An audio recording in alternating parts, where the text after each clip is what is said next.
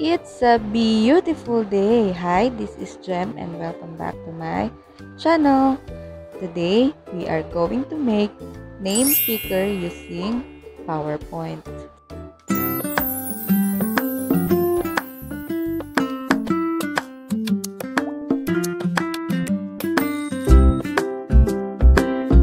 First step, go to PowerPoint.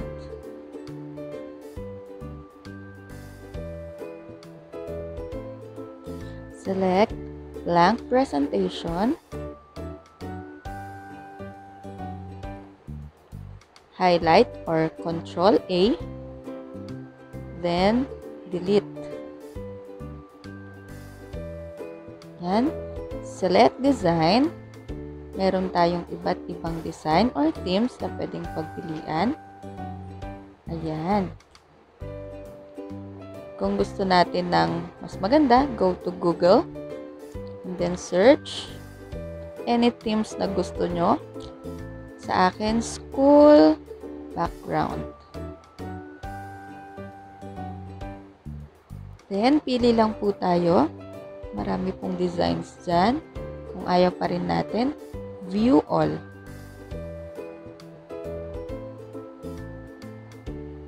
Yan, mas marami pa ulit iba't ibang designs.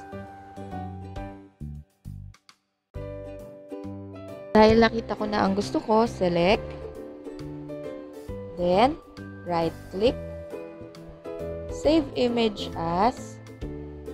Sa downloads lang po ako nagsisave. Name picker background. Sinave po natin para hindi nagagalaw ang themes ng ating name picker. Save. Balik na po tayo ng PowerPoint. Punta po tayo ng Format Background. Hanapin lang po natin yung Picture or Texture Fill. Punta lang tayo ng Insert. From a File. Hanapin lang natin sa Downloads yung sinave natin. Ayan, Name Picker Background and then Insert. Apply to all. X. Insert na po tayo para sa pangalan ng mga bata. Text box.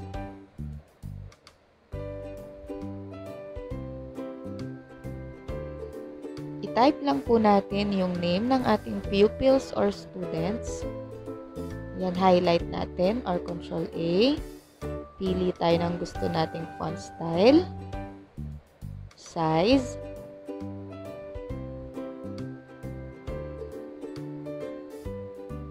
Lakyan pa natin. Liitan ng konti. 138 lang din. Font color. Shadow. Gusto ko naka-center and then bold. Adjust lang natin yung ating text box. Ayan, may indicator, naka-center na po. Then, select the slide. Control D to duplicate. For example, 10 pupils ang ilalagay natin sa name picker. Then, punta na ulit tayo sa pangalawa.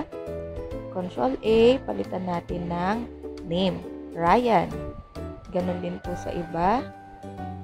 Yen, Philip, Jeric. Slide. Girls naman po tayo. Control A. Type the name.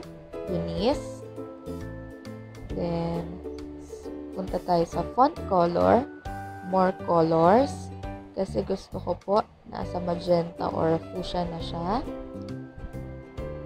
Okay. Select ulit natin si Eunice. Ayan, andun na yung color. Then, ganun din po sa iba. Next, Brianna. Medyo mahaba ang name niya. Select all. Change ulit ng color. Adjust lang natin ang kanyang text box para hindi magbago ang font size. Then, ganun lang po ulit sa ibang girls. And lastly, Silene. Alternate natin ng girls and boys. select and then drag. Ganun lang po ulit sa iba. Ayan. Punta na po tayo ng slideshow para gumalaw na ang ating name picker. Set up slideshow. Dun po sa show options, loop continuously until ESC or escape. Then sa show slides, naka-all. Okay. Next. Transitions. Dun sa timing, unselect natin ng on mouse click, select after, apply to all. Subukan na po natin sa pinakaibaba po, may slideshow. Tin lang po natin ng space bar to play and letter P to pause. Space bar to play, P to pause. Play and then pause. Select ESC or escape sa keyboard and then punta tayo ng file. Save as. Kung saan natin gustong isave. Sa downloads pa rin sa akin. Then, ang name niya ay name picker using PowerPoint. So, eto na po. Save. Meron na tayong name picker na pwedeng gamitin sa ating online class. Thank you for watching. Like, comment, and subscribe.